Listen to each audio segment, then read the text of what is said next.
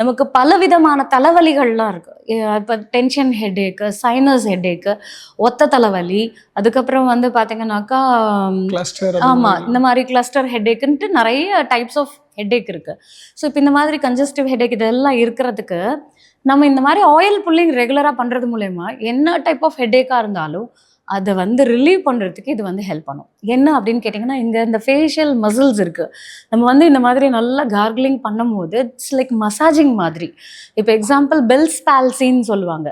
நமக்கு வந்து பிரெயினில் பிளட் வெசல்ஸில் எங்கேயாவது பிளாக் இருக்குது, இல்லை எக்ஸ்ட்ரீம் கோல்டு இதில் நம்ம எக்ஸ்போஸ் ஆகிட்டோம் அப்படின்னா, நமக்கு ஒரு சைடில் முகம் வந்து அந்த நரம்புடைய செயல் இழந்ததுனால நம்மளுடைய முகம் வந்து ஒரு சைடாக டீவியேட் ஆகிருக்கும்.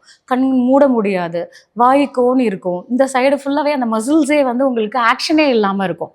அப்போது அந்த டீவியேஷன் இருக்குன்னா அது பேர் தான் பெல்ஸ் பால்சின்னு சொல்லுவாங்க. அப்போ அந்த முகத்தில் வந்து அந்த பேரலைசஸை கூட நம்ம ரெகுலராக ஆயில் புல்லிங் பண்ணும்போது இது அந்த தசைகளுக்கு ஒரு மசாஜ், அந்த நரம்புக்கும் வந்து ஒரு நல்ல டோனிங் எஃபெக்டை ஏற்படுத்தும். ஸோ இப்போ இந்த மாதிரி